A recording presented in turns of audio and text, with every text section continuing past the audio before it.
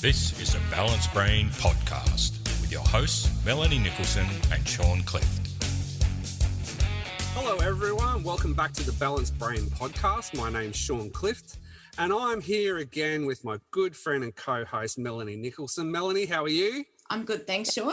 That's how are you great. going? I'm really great. Good. Look, really excited. We've got another international guest. How good is this? The Balanced Brain is going worldwide. People get on board. It's very exciting. So let's welcome Clint Loke, all the way from the UK in the Jersey Islands. Clint, welcome along. How are you? I'm absolutely fine. Yeah, Great. Happy days. All is good. Excellent. Clint, 21 weeks sober today. Tell us about it. Brilliant. Oh, it's been brilliant. Like, I mean, there's been it's been quite a ride, and it's to start with. For the first 4 weeks, it was like it was a little bit tough. Like, you know, breaking a habit like is tough, but after 4 weeks, it got a lot easier, and then my health dramatically improved. Like, you know, going into the second month and then the third month, and like now where we are today. So first of all, like, you know, when you break a habit, it's like, you know, oh, how am I going to do this? But then before you know it, like, you know, what 1 week leads to another, and you know, you start reaping the benefits. Like, don't get me wrong, like, say, like the first week, like, you know, when it gets to the end of the week, like with work, you're thinking, oh, what am I going to do, like, on my night off? Like, you know, that's the first sort of, you know, thing you've got to overcome. I must admit, like, not going to the shop and buying, like, say, 10 cans of lager and, like, a bottle of wine. Like, you know, I was thinking, oh, my God, I'm just going to have to get through this night and not touch anything. So I just found myself just, like, you know, just watching lots of movies and, like, you know, just trying to keep myself occupied with different tasks. And then, I was trying that each week. But because I work as a taxi driver, I kind of had, like, the upper hand of, like, you know, we're just coming into summer. The workload is picking up. So I did find myself as well, like, doing a lot of extra hours in the taxi to, you know, to keep me occupied and to keep the drinking, like, you know, off my mind. And also, I really started, like, you know, surfing, and, like, whenever the waves were good, just, like, hit the waves really hard. But when the waves weren't that great, I was just making sure I was just keeping on top of, like, you know, the fitness aspect with, like, going for runs and going for jogs, and, you know, eating well as well. And, yeah, just doing things that are really, like, you know, better and positive. Awesome. So why did you do that, Clint? Like, what was the catalyst for that? Well, the catalyst, basically, last year, I got, I was drinking far too much, and basically I did get into a bit of trouble with the law last year. I got into a bar fight with a good friend, like me and him, like, you know, had a fight with the manager of the establishment. And that was basically me drinking too many double G&Ts. And, you know, basically, yeah, it's not the sort of person that I am, and I ended up spending a night in the cells, and yeah, that basically, yeah, what was the catalyst for the stoppage, like, you know. So Right. yeah. So Clint, tell us a little bit about yourself. Like, what are you doing for work, and how old are you and stuff like that? Give us a bit of background. Yeah, well, I'm 41 years old. I work as a taxi driver. My passions are bodyboarding, surfing, traveling. I've got a hobby of, like, say, when there's no work in the taxi, of, like, learning different languages. And currently I'm learning Norwegian. Wow. And after that, say, a bit of photography. And I've also got interest in, like, you know, healthy lifestyles, and, like, you know, studying particular diets, like how they affect your health and everything. Sure. So yeah, that's kind of, like, you know, what I'm at the moment, like, you know, that's, like, say, hobbies and interests and everything, like. Yeah. And Clint, how did you find it? I remember when I did 6 months off the grog, probably in 2014, I think it was, I didn't have a very good reaction from family and friends. Like, it was like they couldn't relate. in a way, like for that time. It was really interesting to see that. Like, I don't know, how was that for you? Like, do you have a social group that is, you know, tends to meet up and drink, or how did that, you know, go down with your mates? Well, the plus side is I was before last year, and before the alcohol like became a problem, like I was kind of like drifting away from like you know, friends that were like really, really heavily drinking, like, and a lot of my mates that are like, you know, that I used to drink with, like, a lot of them have got families now, and a lot of them have calmed right down. Yeah. And since turning the age of 40, it's kind of been a blessing that I'm doing this now, because like I haven't got it in my ear. Are you coming to this event? Are you coming out on the piss and all of that sort of stuff? So, you know, that now compared to like, say, if I did this 10 years ago, it would have been a lot harder, because there would have been a lot more peer pressure, you know, to have gone out and everything like that. But now, because I'm 40, thank heavens that everyone's settled down to family life, and you know, is starting to act responsible, like, which is, you know, which is a bonus, like. So, Clint, like, I was actually talking about this to a friend of mine the other day, and I said, I was having a guest on the show who's gone off the grog for up to 20 weeks now, and we were just sort of having a chat about it, and I said to him, what would you want to ask? And he's a really great friend of mine, and we're both, you know, we're both musicians, and we've both been in the music scene here in Australia for a long time. And he sort of said, like in a subculture like ours, like music, it's so difficult to go anywhere and not drink, because almost everyone's doing it. How do you find it with the surfing culture over there? Is it a similar kind of culture? It is, but it's mainly with the guys that are in the bracket of being like, say, 20 to 35. Like, I find the older guys, you know, well, I'd say me and like, say, like my friends that are really good surfers, we're kind of like getting health conscious now. Like, you know, the older we're getting, like, you know, we want to keep up with our abilities. Like, you know, we don't want to start slipping in our standards, like, you know, for the younger guys to overtake us. Like, we still want to go out there and, like, you know, we want to show the guys that we can rip. So right now, once you get past like the 40 cusp, like, you know, you kind of have to do that. You kind of have to develop a healthy lifestyle to keep on top of it. Like, you know, you can't be going out boozing and smoking like 20 cigarettes, like, you know, in a boozing sesh, like, and expect to surf the way you did, like, say, 10 years ago. So I think, like, you know, a lot of us guys, we're kind of, the people that are still drinking heavily, they've kind of like put surfing on the back burner a little bit. They'll still go out. Don't get me wrong, they'll still go out, but, you know, but they don't surf like they did. But, you know, all of us guys, well, me and, like, say, a group of friends that are like, you know, we're past 40, but, you know, we've adapted the healthy lifestyle, and basically, you know, we're still keeping up with guys that are like, you know, 10 years younger. Like, so that's, you know, that's pretty much it. Like, yeah, great. And so, tell us about the surfing over there, Clint. Like, it's pretty. I was lucky enough to go to Cornwall probably maybe longer than that, maybe about 10 years ago. I was absolutely surprised how great the surf was there. What's it like there in the Jersey Islands?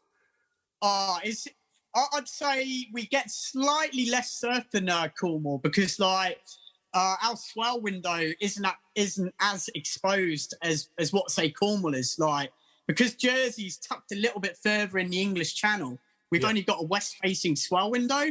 Okay. Whereas, like, Cornwall's got, like, say, southwest, west, and northwest. Like, whereas, you know, we have to wait for a low pressure and the ice bars to be pretty much aiming right towards us, like, within our swell window before we'll get waves. Like, but generally, the rule of thumb is, like, you'll get say Newquay will get surf, like, one day it'll be, like, say, head high. Jersey will still be flat on that initial day where Newquay gets it, but then the day after, it will arrive to Jersey, but it'll be like, say, a foot less. Yeah, like, right. Okay. Yeah. We had one of our episodes not long ago was a little episode because Mel has been learning to surf because she's in Newcastle on the east coast here. And so we're both sweet.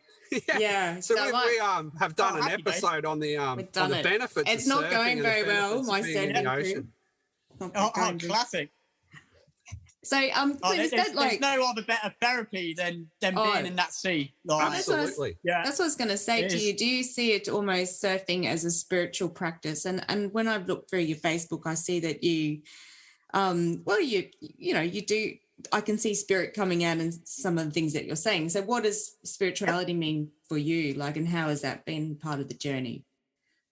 Well, I'd say the drinking has been no good for my spirits. It basically put an evil spirit in, converted a good spirit with an evil spirit, which caused me to have that fight that night. But like with the surfing, it's a release, and basically it's soul cleansing. It's like, the most beautiful experience you can ever have.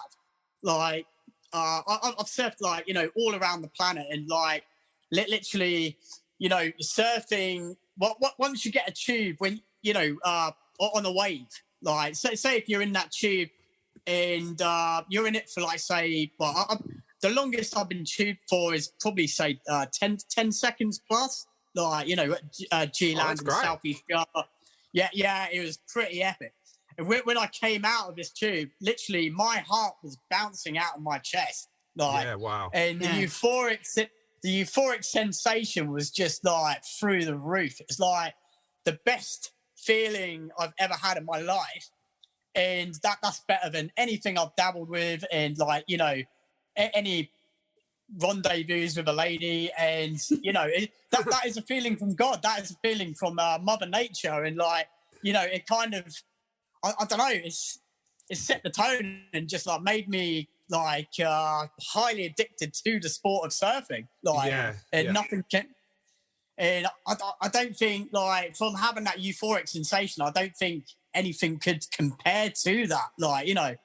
And the spirituality of it is because I surfed Chopu. This was going back in 2017, and it's the wave that breaks in the shape of the Fibonacci. The Fibonacci sequence. Well, if you know the Fibonacci code, Chopu breaks exactly identical to it. Okay. And I literally on a big day at Chopu, I took off. And I didn't make this wave, but I got swallowed up into the Fibonacci style wave. And that literally, I think basically on the spirituality section, sector of that, I could literally tick it off, knowing I've been swallowed by Mother Nature in the Fibonacci style of wave, and it's the spirituality of it is just amazing, so nice. Yeah, I think I was actually watching this little documentary the other day about people who work in nature, and that they have such a much more connection to the environment. They have such much more connection to the earth, and I think it's a spiritual thing because if they're working with nature, whether they're sort of out on a boat, on a fishing boat out in the ocean, or they're working the land to make to grow food or whatever, nature becomes sort of an everyday aspect of their life. They need to know what the wind's doing, they need to know what the swell's doing, they need to know what's happening with the rain. And I think surfing connects you to that, because every day you're waking up, you're checking the conditions, your whole day revolves around that nature. It gives you that connection that I think people who work with nature and exposed to nature every day, it gives you that spirituality and connection to the earth. That's what I think surfing does. Sure. I totally agree. It's surfing because you're getting Mother Nature. Say if you're walking down the sand, when you're wearing bare feet that down through the sand, and then you're cleansing yourself with the ocean. You're getting that electrical spark through your body, and Absolutely. that keeps you alert, that keeps you alive, that keeps you vibrant, and And Yeah, there's that element of fear as well, especially, I know exactly what you mean by that Chopu break. I've never been there, but I've seen a lot of footage, and I don't think I would have I don't think I'd have the balls to go out in it myself. But it looks that great. fear and taking risks is also a big part of it, isn't it? Oh, yeah. See, I think, like, say, the risk factor, don't get me wrong, you've got to, like, everyone needs, like, say, a little bit of risk in their lives. And surfing has taught me how to do that, I think. And basically, like, thinking, like, when I was a grommet, I used to get really scared when the surf was, like, say, 6 to 8 foot.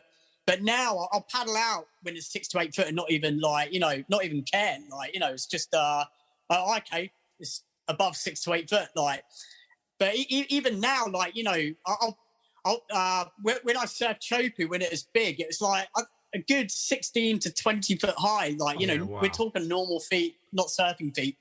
And basically, I wasn't scared because I did a lot of training before I went out there. Like, I did 3 months worth of CrossFit training, like, here in Jersey. And I was doing a lot of breath holding practice as well. And I got my breath holding skills up to, like, say, over 1.5 minutes.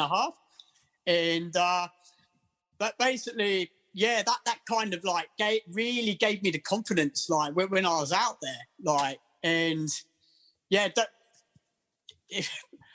think, like, say, recently when I've been scared surfing, I'd say, I haven't really been scared for a while, to be honest. Maybe I need to up my game a little bit and start towing in at Nazare or something like that. But yeah, it's a funny thing, like, But yeah, fear. I'd say when I was going through, like, say, my 20s, like, the time that I was scared, like, was when I was in G-Land, and this day the swell, I'd say, was a good sort of, like, 6 to 8 foot, but then it jumped, like, say, midway through the surf, and these 30-foot waves started coming in. Wow. And there's these it's like these crazy Hawaiians were out there. They knew exactly when this swell was going to hit. Like, I saw the horizon go black. Like, it started, like, breaking on the bommy, like, say, G-Land. And all I saw was the whole crowd just paddling right to the channel, like, to safety, basically. And these Hawaiian guys, like, some of them had skinheads and tattoos on the side of their heads. Like, they had these huge boards. They were, like, paddling straight for these waves. And I thought, this is out of my league. Like, And I was thinking, I need to catch a big wave to come in. Like, even, like, say, the in-between waves were, like, say, a solid sort of, like, 12 foot high, or 12 to 15 foot. So basically, I found the wave that I could just, like, ride, safely in, like, take off, still bottom turn, but then, pull away, like, like, before the wave shut down and, like, into safety. Yeah. And literally, once I did that, I was like, wow, I got out at the right time. I'm out of my league here. Let's go to the watchtower, have a few beers, and, like, just watch the guys surf rather than be out there. Like, but I think now I'd give it a shot. Like, I'd probably paddled for one of the big ones. Like, right now, I think, I've got nothing to lose. Just get out there, just surf one, and just see what happens if you get wiped out. So it sounds like, Clint, that this has been, like, a major life change in terms of getting off the grogs in the stick. Are you going to continue that, do you think? I have to, because the longer you carry on, the more you want to keep it up. Yeah. Like, and because I haven't really got many distractions now to force me out, like, I think, I may as well just keep going. And, like, all of my friends and all my family, they really know this time that, I want to give it up. Like, so I think now, like, it's, the world is my oyster. Like, so it's not a breakdown, Clint. This is it. This is a permanent thing. Permanent. Yeah, okay. It's a permanent thing. It is. Yeah, totally. Yeah. Wow. And it's, I'm looking forward to the future. Like, sober free, healthy, and clear-headed, and yeah. So let's talk about that. Like when you say clear-headed, what have you noticed that's different? Well, I think my emotions are more on an even keel right now. Like, because when I was drinking, I found I was going right down in the dumps, like, you know, with like, say, depression. But then all of a sudden I'd have a spike where I'd be like completely hyperactive, like happy, overly happy. And, you know, it's similar to like people say, oh, I might be bipolar or something like. But since I've stopped, like, I don't really get, like, you know, the ups and downs. Yeah, okay. Like I did when I was drinking. Like, and, you know, it's, I think, like, yeah, being teetotal now has a big part to, you know, has a big say in that. And, yeah, it's literally, you know, the depression's finished, but I'm not, like, going crazily, sort of, like, hyperactively, like, happy, sort of, like, it's just like on a nice plateau sort of thing. Sure. Yeah. Melanie and I have had our struggles with depression over the years. That's the reason why we started this podcast. Yeah. What's some of the other things that you've done apart from, you know, going off the booze? What's some of the other things that you've done to deal with your depression over the years? Yeah, well, but basically, I think being active plays a big part. Like, in stopping it, like, and say if there's no surf, like, occasionally I think, the waves are crap. So, well, now basically I'm just going out for runs. Like, there's two really lovely reservoirs, like here in Jersey. There's a Val de la Mar Reservoir and there's a Queens Valley Reservoir, and basically, you know, I'll just go for a run, like, you know, around those reservoirs. Or sometimes if I don't feel like running, I'll just go for a walk around them, like, you know, just like soak in nature and just like, you know, being by water has a therapeutic effect as well. Like, you know, it doesn't have to be like pumping surf all the time. Even just being next to a lake or something, like, or even just being down on the beach, just paddling your feet or something like that, which is quite nice. Yeah. And apart from that, well, I've just invested in a longboard skateboard. I've got one as well. I love it. Yeah. This is going to be a new sort of, like, you know, another fun way of keeping fit, like, you know, aspect. So, but basically, so when there's no surf and when the weather's nice and dry, I'm just going to grab the longboard skateboard and just go for a nice cruise along the cycle path. We've got this lovely cycle path over here that's great. Like, say, 3 miles long. And yeah, it would just be nice just to get on that and just do some nice sort of carves and just, you know, just cruise down it, like. As one of my lockdown projects when we were locked down here in Brisbane last year, I actually built a 5-foot longboard skateboard. It took a bit of mucking around, so I built it out. I actually built it out of solid pine, and then so to stop it sort of snapping, I ran a solid piece of Tasmanian oak through the middle of it, which acted like the trucks, and then I had to sort of modify a few things here and there because, you know, the lean on it was so much, you know, so the wheels would get stuck, so I had to sort of grind little bits out of the side. It's a bit rough and ready, but it's big enough that I can ride it, and my daughter, who's 5, she stands on the front with me. And we glide along the bike paths along Moreton Bay here in Brisbane, and it's just the best fun. Yeah, you'll love it. It's great. Superb. I'll send you a photo. Excellent. I'll send you a photo on Facebook of it. It's a pretty cool looking thing as well. Yeah. That sounds like it. Like, you know, but mine should be down within the next couple of days. Like, so I'm just so eager to get it out there. Like, so I think, like, you know, having things like that, like, you know, can really help depression and everything. Like, I think your diet plays a big part as well. Yeah, like, you know, what you're eating and everything. So, but basically, I'm trying to. I did practice going vegan for a little bit, but it's such hard work. And yeah, totally. And then I thought, right, okay, what I'll do, I'll carry on eating, say, you know, fish, prawns, and chicken. Like, you know, just like cut out the red meat, but then just like, you know, just have, like, say, white meat, well, fish and chicken basically, and just have like say 3 days where I'm like, eating no meat at all, like, just being vegetarian. Yep. Like, and like, even cutting carbs out as well. Like, so yeah, I've been practicing doing, just modifying my diet a little bit. And that's helped with, the depression as well, sort of. And yeah, it's pretty sweet. Yeah, awesome. Hey, Clint, I was, when I was looking through your Facebook, I did see this random video. I thought it was you of playing a didgeridoo. Was that you? Oh, yeah. How did you learn to play the didgeridoo?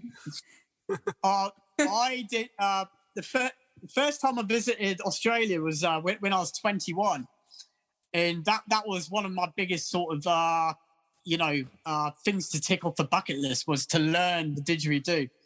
And literally, I think I did it on my second attempt. Like, I managed to get the drone going, like, and yeah, it was classic, like. So I thought, right, okay, what I'm going to do, I'm going to buy one and then ship it back to Jersey. So literally, that's what I did, like, and it was classic. But yeah, that's another. It's a great form of meditation. Is playing the didgeridoo, like, because you can really get into the zone with it, like, and you can make all these funny noises, like, with the sounds of your mouth. Like, once you get the circular breathing and everything like that, like, you can just like, just play away with it for ages and ages. Like, so but yeah, traveling's obviously this instrument. Oh yeah, it's great. And that breathing part's all part of it, isn't it? But obviously travel's played a big part in your life, Clint. So how important's travel been for you? Yeah, it's been really important. Basically, as soon as I left school, I wanted to travel. And a lot of my friends, like, they went out, they got married, and they bought houses and everything like that. And, I haven't done any of that. I've just traveled. Like, all of my savings have just gone on exploring the planet. Like, and literally, I think right now I'd be well on the property ladder. I might have like had 2 houses with the amount of traveling I've done in my life. So yeah, my sister, she went and did the opposite. Like, she's got a family, she's got a lovely house and everything like that. And I did the opposite to her. Like, we're chalk and cheese. Yeah. And yeah, traveling has just been epic. Like, I love meeting different cultures. I love, like, eating different foods and everything like that, and feeling different climates and stuff. And yeah, traveling is just like, that is very free spiriting as well. Like, so you must have missed a little bit of that over with the pandemic lockdowns. It must have been tough. I've recently just come back from France. Yeah, and that's the first time I've been traveling with. I was down in the south of France surfing, and that's like the first time I've traveled. Well, since last April. Yeah, last April. That's when I came back from Morocco. Like, not this year, but last year. But being stuck in Jersey in a tiny little island that's 9 by 5 miles is kind of like... It's only that big. Yeah, I thought it was... It's like being stuck in Alcatraz. Like, don't get me wrong. Must make it easier being a taxi driver. Beautiful island, but but it's just like, well, me, for instance, I started to get, like, say, cabin fever. I thought, I am starting to feel a bit down in the dumps just because I haven't been able to jet off a little bit. Like, but I just did a really good road trip down to the southwest of France in Hossegor, and the waves were pumping, and it was kind of like just what I needed. Like, especially like, say, abstaining from the alcohol as well. Yeah. But it was good being in France because, like, this is one thing I used to do before when I travelled. Like, when you got a bit of a drinking problem, you're always thinking about your beer budget. Like, what are you going to have for your drink, like, each day in your location. But this time round, because I wasn't drinking, I was thinking, wow, I've got all this money to mess around with. Like, I can go out for some stunning dinners and even leave a juicy tip to the staff at the end of it, and just think, seeing the smile on the faces of people when you're like, you know, giving them €5, like, you know, they're like, oh wow, oh thanks, like, you know. And then I'm thinking that would have only gone on beer anyway. So there you go. Right. Have it. Like, yeah. But yeah. Like traveling, you know, for myself has just been, so good. Like, and my dad was in Thailand. 2 years, for 2 years before he passed away. And I really started like researching into the Buddhist culture over there. Okay. And Thailand is the Buddhist culture that, like, you know, that kind of put me on a path to spirituality as well. Like, and, you know, I'd say like the Buddhist path and like, the Hindu path in Bali as well. Like, you know, that's kind of, that made me interested in, like, say, different faiths and all of that. Like, I mean, like, I'd say in Jersey, like, I do, like, say, you know, I was born into a Christian family, but I'd say I'm more sort of like, I'll research everything, and, like, you know, even like, say, like, you've got, like, say, Christianity, Islam, I've got, you know, and Buddhism, Hinduism, even, like, say, Kabbalism with the Jewish form, like, researching all of the positives out of that, you know, and trying to take it all in. I think it does, you know, make you a better person and everything, like, sure. And yeah. So I try and, like, look at everything with, like, say, an open mind and think that looks cool, you know, and with everything really, like. Did you take up some of those meditation practices from the Buddhist teachings? Yeah, quite a few, like, you know, especially with releasing, you know, everything, like, and clearing your head and everything like that, and you know, not holding on to hate or, you know, all of that stuff, like, you know, just releasing, like, don't be dragged, try not to be dragged by anything, like, you know, just have everything, like, say, any issue that's pented up, like, you know, in your mind, just, like, release, like, totally. And the Buddhist meditation is absolutely superb. Like even when I was over there, like, me and my Thai girlfriend at the time, we'd go up to the Buddhist temple and basically go and, you know, light the incense sticks, and after that, going to see the monks and sit down with the monks while they throw the holy water, like, you know, over you for the cleansing. Yeah. And then after that had happened, like, you know, you just feel liberated, like, you know, and just free, like, you know, your soul's been cleansed and everything. Yeah, amazing. But yeah, it's superb. Yeah, it's so nice. Like, so Clint, you've been on a real journey over the last, you know, well, for many years, and a lot of people who listen to our program are going through some of their own struggles. You know, that's why people tune in. What's some of the advice that you can give in a general sense, or even more specifically about you know how people can go through a bit of a change, or if people are sort of suffering from a bit of depression? What's some advice that you would give them? Well, I basically say if you're, like, flat out drinking, I'd say what I did, you know, I chose a day and then I just stopped. Like, but with some people that, you know, they might have a bigger problem. They might be, like, say, drinking spirits or something like that. So first of all, seek help from your doctor and just say, if I just go cold turkey, will it, you know, be detrimental to my health? Or, you know, should I do things bite-sized first? Like, you know, some people might have to wean themselves off a problem, like, you know, rather than doing it all at once. Also, try not to overwhelm yourself. Like, try not to set yourselves too many tasks, like, to do too much all at once. Like, so, with me, I thought, right, okay, what I'm going to do is give up drinking, give up smoking, and turn into a vegan.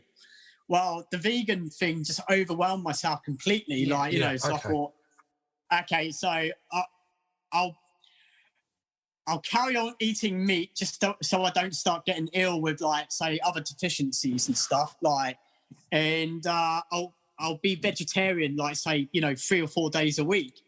So yeah, but basically just finding that balance, setting yourself like challenges, like, and eating well is really important for depression. Like, eating, keeping active, and facing your problems head on. But then, like, if you overwhelm yourself, that might keep you in that sort of like depressed state. Yeah. So it's all about doing stuff in bite-sized pieces, like, just not taking on too much. Just think, right, okay, if I achieve this, I'm going to feel good. Like, and just try and do stuff that, you can basically think, right, that's a good achievement. Like, I've done that, and then move on to the next thing. So set yourself a challenge, but then do, like, say, little challenges within little challenges also, like. Yeah, that's great advice, Clint. That's really great advice. So, Clint, what's your hopes for the future? What are you hoping for, out of the outcomes that you're doing, and hopes for the future in general? Well, I want to start, even though I'm self-employed as a taxi driver, I've kind of got, like, say, my own business, but I want to start a limousine business. And I think that's kind of like, say, a step up from being, like, a taxi driver. Yeah. So, but basically, I can start charging, higher rates for journeys and things like that. And then I also want to go back to the South Pacific. I've been to Tahiti, but I want to try Rarotonga next. Okay. Yeah. Even though they haven't got a chopu there, but they've got some really nice, perfect setups there that are just, like, perfect for the bodyboard. Like, so I want to surf, like, a few of the breaks on that island. And after that, probably just keep being healthy, keep trying to be a cool person. And, you never know, if I meet that special somebody, like, in the future, then, probably settle down. Like, great. But settle down, probably not, but I need to make sure they're kind of like, a crazy sort of traveller, and, like, someone who wants to spread their wings as well. So you have to manifest that, like-minded person. You can manifest that. Totally. Yeah, so, hey, Mel, you guys connected in a pretty crazy way. How did that happen? I was so, Clint, I don't know how you were posting surfing videos, and my partner's a mad surfer. And and I was showing him your stuff and then all of a sudden I got this, Clintos has accepted your friend request. I'm like, I didn't send a friend request, and I was really, I didn't want to be one of those creeps, right? Because I saw that we had no connection or like no connecting friends. So I ended up sending you that message saying, Hey, Clint, I'm not weird. I just accidentally must have sent you a friend request. And anyway, you're a pretty funny guy, so I'm going to follow you anyway. And that's how. And I've just been really enjoying your stuff. But I don't know you at all, and you don't. But it was weird because I was like, I don't want to be one of those creeps, where you think I'm a creep. But but it ended up working out really well because I found your journey really interesting, and even just watching how people were commenting on your journey and sort of seeing the different comments so no, it ended up working out well. It's worked out well. Here we are now, the three of us connecting, and hopefully everyone connecting worldwide to have a listen to your story. It's so great for you to join us, Clint. We've really appreciated having you on the show. Thanks. We'll send a couple of links to your Facebook page, because anyone who's into surfing is going to love the stuff that you're posting on there. But also anyone who's going through their own journey of maybe wanting to give up the booze or whatever, it'd be great to have a look at what you've done. And some of your posts have been really inspiring. So, mate, thanks so much for joining us on the show. It's just been amazing. That's okay. Thanks for being so open and honestly. Like, it's fantastic. Oh yeah, no worries. Next time. How's everything over there? Is everything coming back to relative normality, or is it still a little bit? We won't even go there. It depends on where you are in Australia. Depends where you are in Australia. Like where I am in Queensland, in Brisbane, it's fairly well back to normal. Mel's going through a bit more of a different experience, and if you're in Melbourne, well, you're still in heavy restrictions. Yeah. It's like we're different countries. My eldest brother lives in Brisbane. Oh, yeah, that's where my family's from. Brisbane. Yeah, I'm literally itching to get over there. Like, as soon as you guys say yes, like, we're back open for travel. Like, I want to visit my brother in Brisbane, and I want to go down to New South Wales to visit my mate in Cronulla. And I'm just like itching to get back down under. Like, well, mate, if you get over here, get in touch, because I'd love to take you out surfing some of the breaks around here. I'm a longboarder, but we can have that's fine. Have a cruisy ride around the areas that I love, and we'd love to catch up when you get over here. Yeah. That'd be fantastic. Oh, that would be superb. Oh, that would be epic.